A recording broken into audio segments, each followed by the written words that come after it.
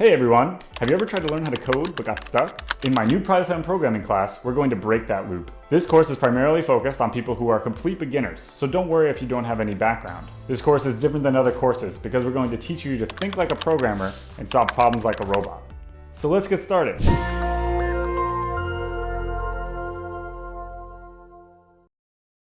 Hi everyone! So last time we talked about what Cipher was, and we discussed how it could be used to secure messages, and I can send messages to you and make it so that other people won't be able to read them.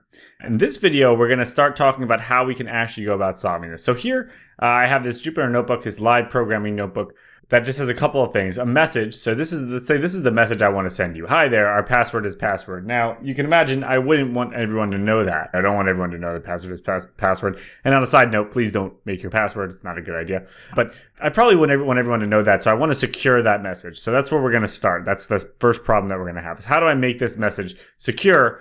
And we talked last time about using a cipher where we replace each letter with another letter in the cipher, so that once we replace all of the letters, it appears to be gibberish, but if somebody knows the secret, knows how we did it, they could translate it back and read that message. So that would be the idea, is we want to be able to encrypt this message with a secret cipher that we have.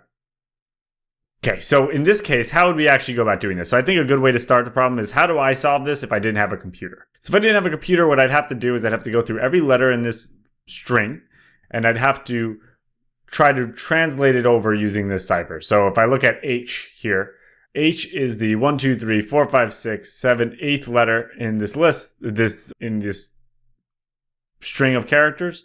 So I would go 1, 2, 3, 4, 5, 6, 7, 8. So I would get E. So that's what I would have to replace H with. So H gets replaced with E, so I put in an E. And then I would go to I, and I would say, okay, that's the 10th letter in this list, so I'd have to replace it with an F. And then I would say, okay, replace that with an F. And then I would do that for every letter in this message, right? So I have every letter in this message. I would have to figure out what the letter should be translated to. Now, that's how we would do it without programming at all. Now what we're going to do is we're going to talk a little bit about how we can do this using programming. And the way to think about this as a programmer is, how do I do it for one character, one letter, right? If I can solve it for one letter using programming, then it's pretty easy for me to solve it for all of these letters using programming, using some of the things we learned last time, like for loops and things like that. So that's generally how you should think about problems, is if I could solve it for one value in a collection, I could solve it for any values. If you can break it down to units of computation, of units of I have to complete this first, then it's relatively easy, once you know how to solve it for that one unit, to solve it for all of them. So here, our unit is actually a letter or a character, and the thing we want to solve it for is the string. So if I could solve it for one letter, let's say the letter, in this case, the first letter, right? Let's try it with this. So letter equals H. So how do I translate this into my cipher? Now, we've actually learned a way of doing this, if you think about it. So this is going to be a nice little review of some of the things that we've done already.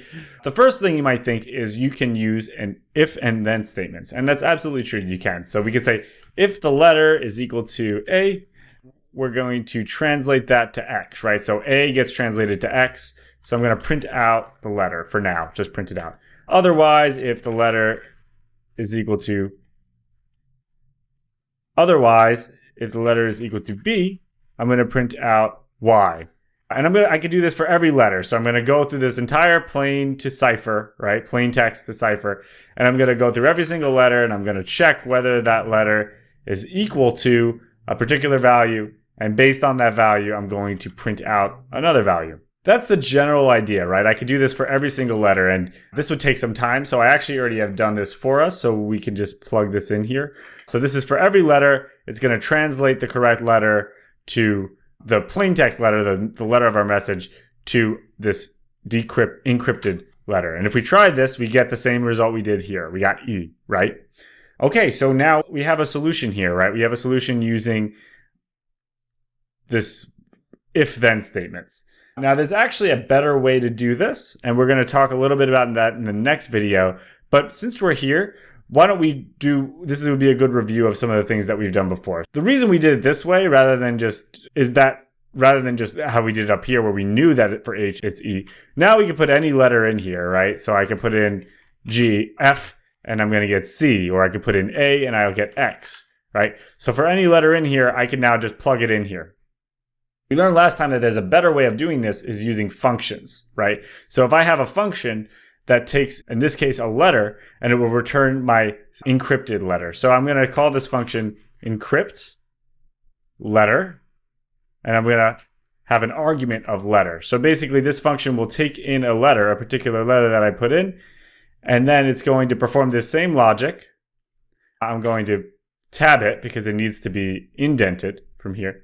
And then it will print out a letter. So let's just try it with this. And we go encrypt letter A.